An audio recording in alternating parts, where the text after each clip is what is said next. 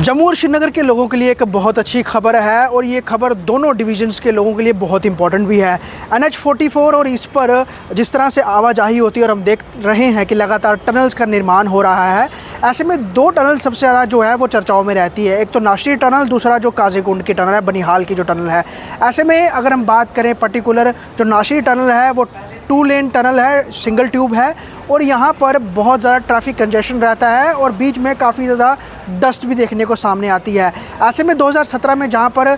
इस जो टनल जो डॉक्टर श्यामा प्रसाद मुखर्जी टनल जो नाम रखा गया था नाशरी टनल का, इसका इनॉग्रेशन हुआ था और लगातार वाहन जो चलते थे और इस टनल के बनने से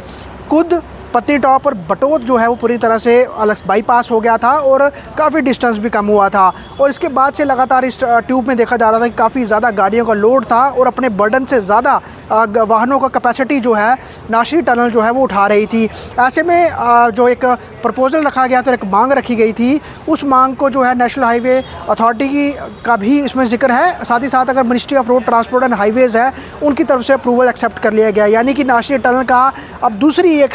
2 लेन जो सिंगल ट्यूब है वो बन जाएगी और इस सिंगल ट्यूब के बनने से नाशरी टनल 4 लेन की हो जाएगी। यानी कि जो अभी के समय में नाशरी टनल है जो कि 2 लेन की है, तो जो एक और नई जो टनल बनेगी वो भी 2 लेन की होगी। तो कुल मिला के एक ट्यूब से सिंगल साइड ट्रैफिक चलेगी और एक ट्यूब से सिंगल साइड ट्रैफिक चलेगी और उससे कहीं ना कहीं वाहनों की गति भी जो है वो बढ़ेगी और कहीं ना कहीं जो ट्रैफिक जाम होता है या फिर कई दिक्कत परेशानियाँ आती हैं उससे निजात पाया जा सकता है। अप्रूवल जो है वो एक्सेप्ट कर लिया गया है और इसकी जानकारी जो है वो डॉक्टर जितेंद्र सिंह जो कि MOSPMO है, साथ ही साथ सांसद भी हैं, उनकी तरफ से ये साझा किया गया है और बहुत अच्छी खबर है दोनों डिवीज़न के लिए। पर्टिकुलरली अगर हम बात करें उधमपुर की या फिर रामबन की, यहाँ के लोगों के लिए बहुत अच्छी बात है और साथ ही साथ आगे रोज़गार के भी कई सारे साधन खुलेंगे क्योंकि जब टनल का निर्माण होगा तो लोकल जो वर्कर्स हैं उनकी बहुत ज़्यादा ज़रूरत होगी और उनके लिए एक ऑप्शन भी खुलेगा। साथ ही साथ बात करें अगर हम पर्टिकुलर बात की जाए तो माना जा रहा है कि लगभग